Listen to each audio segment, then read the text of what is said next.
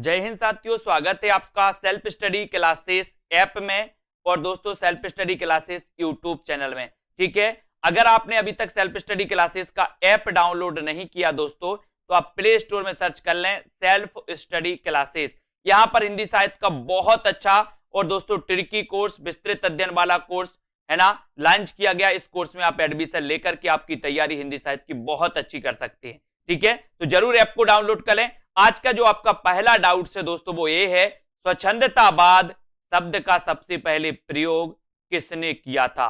अब देखते हैं दोस्तों, इस प्रश्न में बहुत सारे लोग गलत करके आएंगे क्योंकि उनको पता है कि स्वच्छंदतावाद के प्रवर्तक तो कौन माने जाते हैं, श्रीधर पाठक। तो श्रीधर पाठक ने ही स्वच्छंदतावाद का सबसे पहले प्रयोग किया होगा, ये ऐसा मानना हो जाता, लेकिन नहीं। डाउट्स क्या है, श्रीधर पाठक स्वच्छंदतावाद के प्रवर्तक हैं, लेकिन स्वच्छंदतावाद शब्द का प्रयोग सबसे पहले किया था मुकुटधर पांडे ने। अपन पढ़ते ना कि छायावाद शब्द का सबसे पहले प्रयोग किसने किया था, मुकुटधर पांडे ने। ऐसे ही स्वच्छंदतावाद शब्द का सबसे पहले प्रयोग भी मुकुटधर पांडे ने ही किया था। और दोस्तों स्वच्छंदतावाद के प्रवर्तक माने जाते श्रीधर पाठक। इनको आपको याद रख लेना है दोस्तों। ठीक है, इन्हें आपको पता है प्रकृति का उपासक कभी भी कहा जाता है, किसे, श्रीधर पाठक को। एक क्वेश्चन आता है, प्रकृति का सुकुमार कवि किसे कहा जाता है, प्रकृति का चितेरा कवि कैसे कहा जाता है। लोग लगा देते आंखें बंद करके पंत, लेकिन एक क्वेश्चन आता है कि प्रकृति का उपासक कवि किसे कहा जाता है, तब दोस्तों फिर भी लगा देते पंत। अब नहीं लगाना, प्रकृति का उपासक कवि श्रीधर पाठक, स्वच्छंदतावाद का प्रवर्तक श्रीधर पाठक, है ना। स्वच्छंदतावाद शब्द का सबसे पहले प्रयोग किसने किया, मुकुटधर पांडे ने। इन क्वेश्चनों को आपको बहुत अच्छे से पढ़ना है। डाउट्स नंबर 2, फूलों का गुच्छा की रचनाकार कौन है। यहां दोस्तों 61 फंस जाती है, फूलों का गुच्छा और फूलों का कुर्ता। एक क्वेश्चन पूछा जाता है, फूलों का कुर्ता ये किसकी रचना है, तो फूलों का गुच्छा रचना किसकी है, भारतेंदु हरिश्चंद्र की। लेकिन यहीं पर आपसे फूलों का कुर्ता पूछ लिया जाता तब भी आप कंफ्यूज हो जाते। फूलों का कुर्ता यशपाल, और जो फूलों का कुर्ता पहनेगा उसका यश बहुत होगा, बहुत, है ना, यश होगा, तो यशपाल। फूलों का कुर्ता यशपाल, फूलों का गुच्छा भारतेंदु हरिश्चंद्र। इनको अपन को याद रख लेना है। अब दोस्तों ये डाउट्स नंबर अपन 3, हिंदी का प्रथम कवि कौन है। अब यहां भी कई लोग कंफ्यूज हो जाते।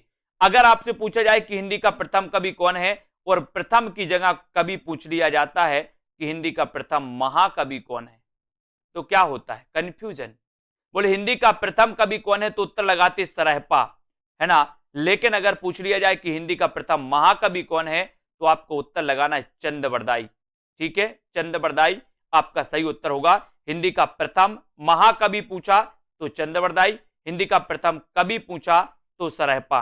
ठीक है, और हिंदी का प्रथम कवि स्वयंभू को माना किसने, राम कुमार वर्मा ने, यह भी आपको याद रख लेना।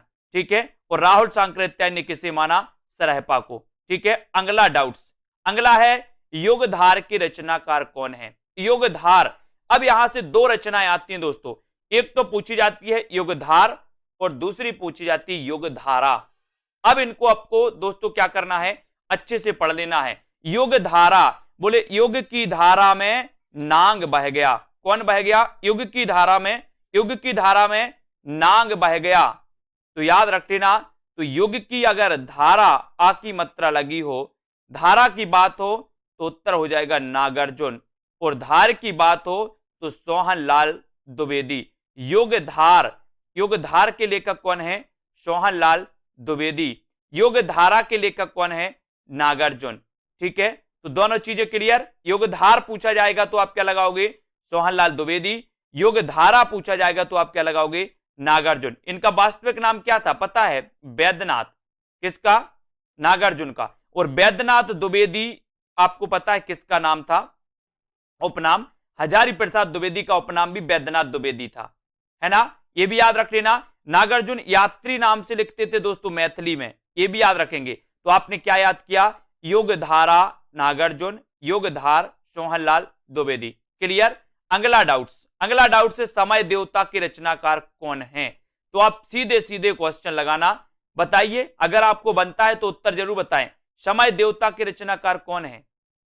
तब दोस्तों आपका राइट आंसर होता है कि समय देवता के सर रचनाकार कौन है? नरेश मेहता।